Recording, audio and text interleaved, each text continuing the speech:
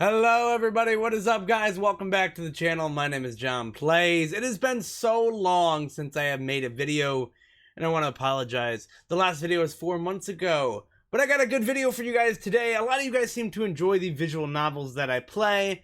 We have played Hotel Tutwin, Detective Butler, we played Doki Doki Literature Club.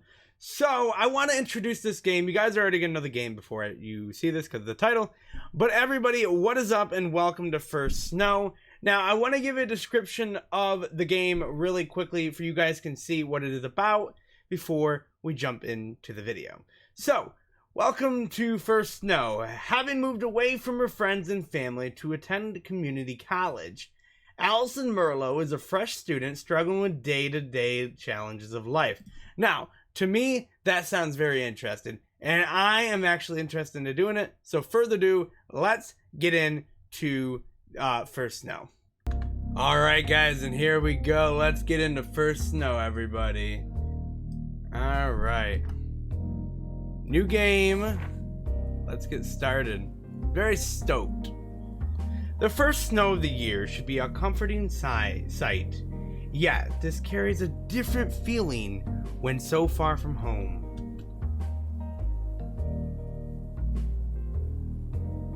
Winter has always been my favorite time of the year, but the joy of warm fires and upcoming holidays is missing.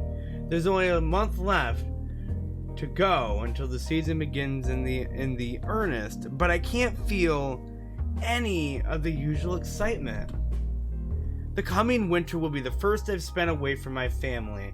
After all, it's just me now standing alone on a concrete balcony and looking out onto a gray sky. Hey, Allison! Aren't classes soon? A woman barking from down below breaks me out of my thoughts. Her familiar figure, clad in leather, stares up, snow heaped on the rusted shovel in her hands. It looks like the heating's died again. The inside of the apartment is no warmer than out there. This new home might be a little shabby, but at least it's ours. A quick glance at my phone as I walk to get my coat and bag confirms her to be the morning's message from a friend still shown on the screen. The idea of big news of all time fills me with worry. I'm already too busy just trying to keep up with my new life. Big news, Allie! Yay, yay, yay, 817. Tell you later in the bio. With time marching on, I quickly slipped the phone back into my coat and set off for the stairs. I shouldn't have a problem making it to class if I keep a good pace. The bustily shoving woman is still working away at her efforts obviously to see. The snowfall has been impressive for a single night, but a good amount. All has already been cleared, her heavy breathing easily visible in the cold air. Keeping a brisk pace as much as to get my classes on time as it's trying to get warm myself up. I try to wave a quick goodbye. It's obviously she won't let me go without giving her 2 cents. Though as she puts her shovel against the wall and takes a good stretch. Morning, Rose. Working hard already? Someone's got to do it, not like those useless lumps will. Rose jerks her head towards the apartments. She's not really wrong, but her usual tactlessness is on full display. You all bundled up? Looks like winter's coming early going by the paper. It'll be fine, don't worry. Just take it easy on the way there, alright? I will. A weak smile is her response. As I start off down the road, she knows that I'm right. This is hardly the first exchange we've had like this. Every morning, Rose comes up with something or another to definitely not be concerned about. I don't mind, though, that kindness is one of her better traits. The weather's been getting steadily colder for a while now. The few workers, braving the morning chill, are slowly making their way down to the bus station for work. Those stand behind, grumbling as they shovel snow from the roofs of their cars and their driveways. There aren't many students down this way as I walk. However, student accommodation filled up fast and the nearby apartments were all rented out soon after that. Thank goodness for a family friend offering to let me live with them. Helpful as Rose may be, there's still some sense of being a foreigner. It's only been 2 months since I moved in and started classes at my college. My circle of high school friends and boisterous family home turning overnight to a cramped apartment shared between Rose and I. As the school buildings come into view, I join the tired masses staggering through the gates and towards their classes. Much as I might worry, I know I'm not alone. I'm sure many of the students around me right now are going through exactly the same thing. It's only now that I realize I haven't had my usual morning coffee back at the apartment to wake myself up. With a little time before biology class starts, I'll have to content myself with a quick can of soda from the vending machine. Heading over to the Union Building on the way to class, the morning's chill is driven away, the usual gaggle of those sitting on the stairs and blocking the entrance. Rubbing my hands together to summon some warmth, I head on in. Oh, here we go. With the heating being cranked right up, you could almost forget it's winter outside. My relief doesn't last long, however. My heart nearly stops as a deafening clatter comes from ahead. A couple walking arm in arm skirt around the edge of the room, doing the best to not draw their attention of a blonde woman nearby. She grumbles loudly before delivering another kick to the poor abused vending machine in front of her. I hate situations like these. Either I do nothing and feel bad for not helping, or step in and deal with the stress that comes up with confronting someone involved. As I try to work my way out of this, my heart freezes as the woman locks eyes with me. Must make for a pitiable sight with my hands raised defensively in front of her, her rage calming as she settles for staring daggers at the machine. Resigned to my fate, I reluctantly shuffle towards her as my heart beats wildly. As I do, her dour look is only made all the more intimidating from the bags in her eyes. Is something wrong? Stupid thing ate my money. No can or change at all. Threw $5 in there too. Dang, you threw $5 in there for a can? The vending machine here messes up sometimes. It's usually better to go through the cafeteria for drinks. They should fix it then. Recounting the event only serves to stir up her annoyance. Another foot being jammed into the accused. The horrible noise makes me cringe again, and I'm starting to worry she'll hurt herself as much as the machine itself. Don't kick it again! Why not? Thing's already broken, isn't it? I want to say that I'd rather not get in trouble with the staff, but I get the feeling that wouldn't faze her. Reviewing my options as quickly as I can, there's only one solution I can think of that might settle her down. I probably shouldn't, but if no one's paying much attention, which drink do you want? She gives me a curious look after I manage to squeak the words out, but eventually points. Was just grabbing a lemonade on the way out. Could you turn around for a moment? With great reluctance, she turns away as I ask. I doubt she could work out what I'm going to do by looking, but it's better to be safe than sorry. Closing my eyes and silently mouthing the right sequence to make sure I don't mess it up, I go about my business. With any luck, the software inside hasn't been updated since I last tested this. A long sigh of relief passes my lips as the vending machine rattles away, loudly dropping a can into the small opening.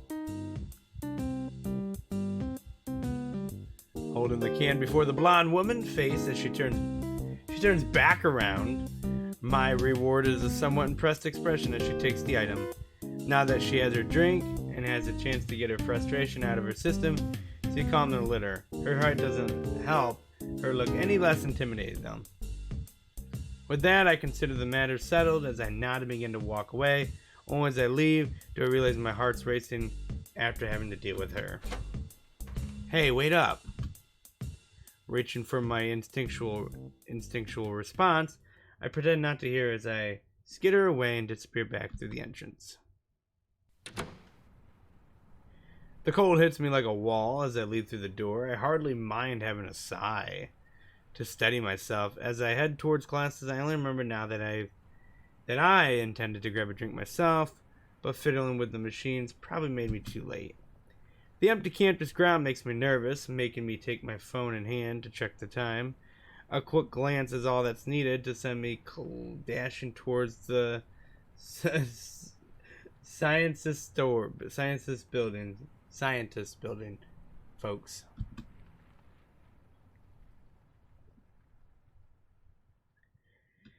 It's going to be one of those days.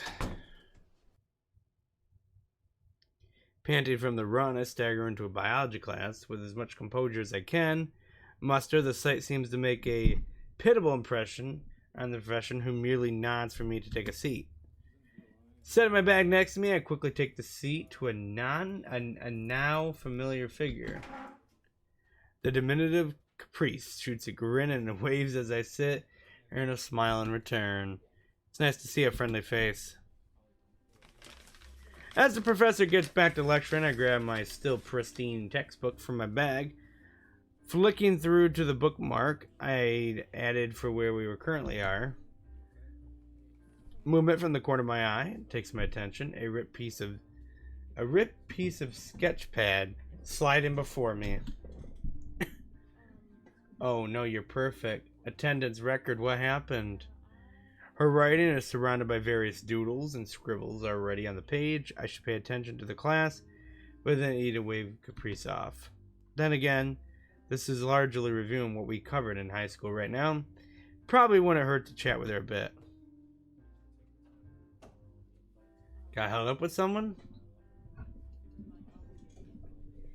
I write a brief reply and a little accompanying drawing before sliding it back over a quick look to the professor, making sure the coast is clear as he drones on. Caprice's reply as the pages pass back makes me grimace. I should have expected that. I almost replied before noticing the professor casting a knowing glance my way as he continues with his teaching. He knew what we were doing, didn't he? Thinking better of it, I tucked the page beneath my textbook and started listening properly. I don't need to look at Caprice to know her reaction. I hardly think worse of her for it, though. Swapping doodles during these classes was how she broke the ice with me when I was just another lonely freshman student. A shy one at that. Given we're still friends, I suppose it worked. Sneaking a glance back at the page beneath my book reminds me how well the mercurial girl can draw. At least compared to me. She mentioned one time that she also is taking art class, which must be paying off. Before I know it, the class starts winding up. The other students begin to get distracted. As time goes on, the professor soon starting to wrap things up in a response. No sooner do the words come from his mouth that the class is over. The loud clatter of people packing books and pens into the bags and backpacks beginning. Caprice wastes no time in talking as the two of us do the same. I was worried you were sick today, Allie. It was only a couple of minutes. For you, that's a lot. She has a point. It's likely I was more concerned about that than the teacher after near perfect attendance through high school though. The last thing I want to is set a bad experience from the staff here. Setting that aside, I'm not sure the professor really likes us passing notes to each other. Oh, don't worry about him. He's cool. We've talked. Well, if you're sure, I do like seeing your drawings. Aw, and I like seeing yours. I'm glad you're here today, actually. I've been thinking I need your help with something. We're making an art club! But there's already an art... Wait, why is there a we? There? How am I part of this? You're a founding member, of course. Why do I get the feeling Caprice has been mulling this over in her head for ages? Plans seem to already be in motion for her, and I'm not sure what choice I have left in this. I'm left to mull things over as I take my coat from the back of my seat and slip it on. The two of us taking our bags and joining the others and heading out into the hallway. I hadn't even considered joining a club, let alone starting up one with all that work that entails. I can help, but I have my schoolwork to concentrate on, you know? Getting a scholarship wasn't easy and I'd rather not waste it. Ah, alright. You were majoring in chemistry, weren't you? I give a nod. A slightly guilty one. Not that I dare have told my family, but I only picked chemistry because I happened to be good at it. Like most things in life, I just went with the default option before me. At least Caprice seems to have moved on from being a part of this. I have enough going on in my life between moving to a new home and studying for college to think about spending time in clubs and things. I'm surprised you're taking biology classes, to be honest. Aren't you more into art? It's hard to pick a favorite, but right now bio is just the entry-level stuff. It's so boring, right? I talked to the professor though when we're getting into some marine life chapters soon. That seems very specific. It's the most interesting part. I gotta focus hard when we get there. I plan on making it my major. So even a free spirit like Caprice has something she's working towards. It seems I can't get away from how much of a mess my life is with no idea what I want to do for a career. The two of us head outside with our next classes in other buildings as we do. I look about warily as students from the other classes passes by. I'd rather not bump into that angry woman again. Who were you held up with anyway? Bump into a friend? That would require there to be another beyond in her in the first place. She's about the last person I called a friend. Kinda scary, actually. She might have been asking out of small talk before, but now I have her full interest with reluctance. I think back to the event. Not sure if you know her. Tall blonde girl, green eyes, very sharp look, with high boots, kinda pretty. Now that I have time to think it through, she was quite beautiful. And more than her body, too. I liked her sense of fashion. I think I know who you're talking about, actually. You do? Yep. Our other founding member. What? No way. She hasn't dropped the idea of me joining it at all, and now wants her, of all people, to be part of this? My reaction to the news apparently shows on my face. If we're thinking of the same person, I've seen her around and I've heard some things. She floats around the art department a lot. So the other art club tried to grab her. She didn't even pretend to consider it. Just told them to get lost. Which means she's still free. If she already rejected one club, why would she join another? Because it's led by me, of course. I just sigh. I need to get my next class. I need to get to my next class. Being late for one today is already too much. Resigned to my fate, I wave goodbye and start to head off. Not more than a couple seconds later, I hear her calling out behind me. Before you go, meet me on the second floor of the arts building after class, okay? We need to get started on finding a clubroom and stuff. Looks like I'm going to be part of this scheme whether I like it or not. Dealing with that woman again makes me shudder. But she'll surely just reject Caprice, and that'll be that.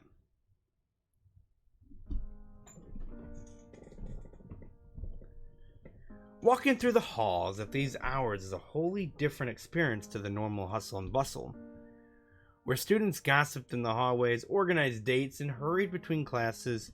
With arms full of overpriced textbook, now there's a sweet silence. All to be seen at this hour is the odd straggler thinking more about dinner than schoolwork.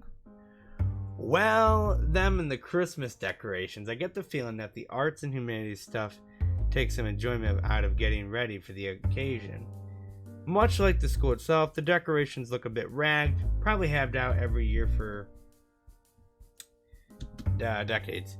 With little to do until Caprice shows up exploring the art buildings and peering into this classroom, or that winds up passing the time. Heading up the stairs, I take my time strolling through the hallway. Everything is bathed in the orange of the sunset. The quiet of the halls giving the buildings a serene atmosphere. It's calming after the day's events. It isn't until a good few minutes pass that I find the first thing of much interest, a single room with the door left open. With curiosity getting the better of me, I stroll up the hallway and gingerly step inside. At least I can close the door for them. With only a handful of chairs actually set against tables, I think the room unused, if not for the paints, papers, and sketchbooks. strewn across the tops of the cupboards. If Caprice wanted a clubroom, this would be as good as any. As I peer about, the sight of one particular canvas amongst its all catch my attention. The painting of a woman standing in water, sit drying on the easel, the painter's utensils still lying about. Stepping up to look at it, I'm surprised by how old-fashioned it is. Like the kind of painting that would be drawn a century ago, every brush stroke and line deft to it, the painter's every movement clearly visible. I find myself struck by its beauty, time slipping by me as I stare. Her soft-looking skin and flowing locks of hair are enough to make me wistfully sign her face, telling of her free spirit. It's beautiful. My thoughts are suddenly interrupted by a creaking of the door opening further, causing me to whip up around in fright. The particular person standing in the doorway looking straight at me does nothing to settle my racing heart, much less the fact that I'm not even supposed to be in here. Sorry, I quickly try to stammer out something, but the words keep catching in my throat. Oh, it's vending machine girl. Allison Merlo. So you do have a name. I'm Eileen Turner, for what it's worth. I quickly nod, for all my nervousness about maybe being somewhere I shouldn't. Eileen doesn't actually seem to care that much. In fact, she almost looks bored. If this room is used by a bunch of people, there's a good chance she might not know I'm an intruder. Well, I'm going to close this place up. If you want anything, you should grab it. Not that I think you have anything here. The cold edge to her voice freezes my entire body. I can explain. Eileen narrows her eyes and crosses her arms, waiting for my response. A response which is interrupted by a familiar voice booming from the entrance. Hey, Allie! I don't think I've ever been so glad to see Caprice. Given this art club business was her idea, it's for the best if she explains it all. Eileen doesn't look impressed as Caprice slips into the room, looking this way and that like some tourist. Good work, you already found us a room. This'll work perfectly. So, Caprice got herself a new goon. I wish I was surprised. Yep. You're not supposed to agree with that. And what do you want? This room for pray tell? Well, the current art club is awful, I'm sure you know. So instead of dealing with them, we're going to form our own. And it looks like you and Allie have found us our club room. I see what's happened here now. Caprice engineered this situation so we'd all be here together. This isn't a very subtle scheme. But that's all the more reason for her to have come up with it. I try my best to backpedal in a way that don't upset either. I just thought we'd draw a bit. Didn't mean to intrude. I got permission to use this room to practice my painting, not for some dumb club. Sorry, but it's 2 against 1, majority rule. I didn't say anything about a club. Well, too bad, this is a dictatorship. Eileen stands her ground, staring down her opponent, as I try my best to stay well out of their argument. Her resolve doesn't last long, though. Realizing the futility of it, she eventually heaves aside Caprice into. I can say I don't wholly blame her. I just want to work in peace. That isn't much to ask. But I'm going. Not going to get anything more done today anyway. Eileen turns to me after picking up her coat from a desk and pulling her scarf around her, rather pointedly being finished with Caprice. See you around, I guess. Yeah. After a loss for how I'm supposed to respond to such an unenthusiastic tone, I'm left standing silently by as a frustrated Eileen throws her backpack over her shoulder and strides out. Caprice just smiles and shrugs as she looks back to me, the argument they had moments ago flowing off her like water on a duck's back. Well, that's how it is. I feel like I got dragged into something. I didn't really think that'd work, but it was worth a try. She's not listening to me at all. Am I really just an instrument to try and win this argument between them? No, I can't think that. Caprice is forceful, but she means well. If this did end up being a club, I'd probably enjoy it. Caprice certainly wouldn't make it dull. And I think if Eileen got to know me, she'd be nicer to me, but I don't want to risk Eileen getting even more annoyed with me. Feels like I've been left to hunker down in a foxhole, in no man's land, and all I can do right now is hold my helmet on tight. As the orange of the sunset starts to wane outside, it becomes obviously that nothing more is going to get done today, just as Eileen said. I'd better head home, it's getting low. See you tomorrow. See ya! If you ever want to draw, feel free to drop by the new club room. Precisely none of what Eileen said penetrated, did it? I just give a weak smile as I wave and take my bag, idly wondering if Rose will be cooking something for dinner and bringing home takeout. It's something more heartening to think about than today's efforts anyway.